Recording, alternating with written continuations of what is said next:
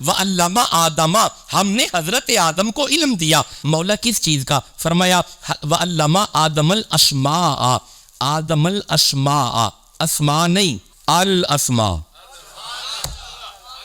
اسماء کے ساتھ لگا ہے الف لام، یہ الف لام تخصیص کے لیے آتا ہے، اسے معرف باللام کہتے ہیں۔ جب بھی کسی چیز کے ساتھ الف لام آ جائے بات عام نہیں۔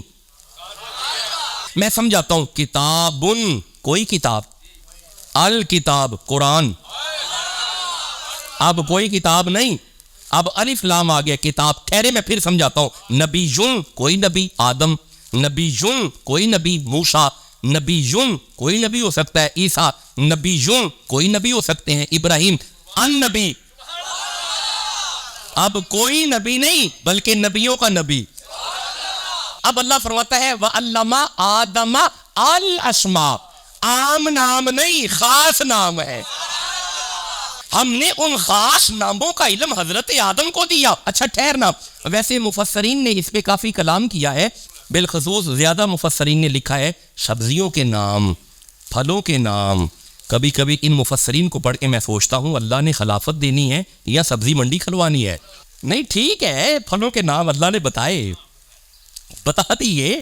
دیکھیں میری عرض سنیں، اسماء نہیں اللہ بتا رہا، اللہ فرماتا ہے ہم نے آدم کو الاسماء، الاسماء۔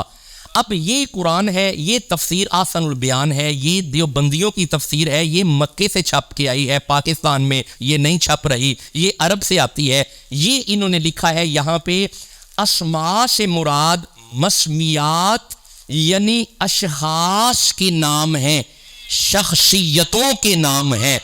یہ مطلب آدم سے پہلے کوئی شخصیتیں تھیں جن کے نام اللہ نے آدم کو سکھائے۔ اب وہ شخصیات کون ہیں؟ یہ علماء یہ نہیں آپ کو بتائیں گے، یہ اہل سنت علماء بتائیں گے کہ جب آدم کو آواز آئی تھی آدم انا محمود ھذا محمد، انا الاعلی ھذا علی، انا فاطر ھذہ فاطمہ، انا محسن ھذا حسن، الاحسان منی وھذا حسین۔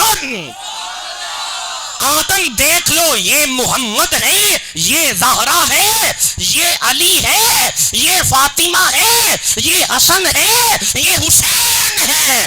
جب آدم نے یہ نام پڑھ لیے، آدم نے کہا اللہ اب انہی کے صدقے مجھے معاف کر دینا۔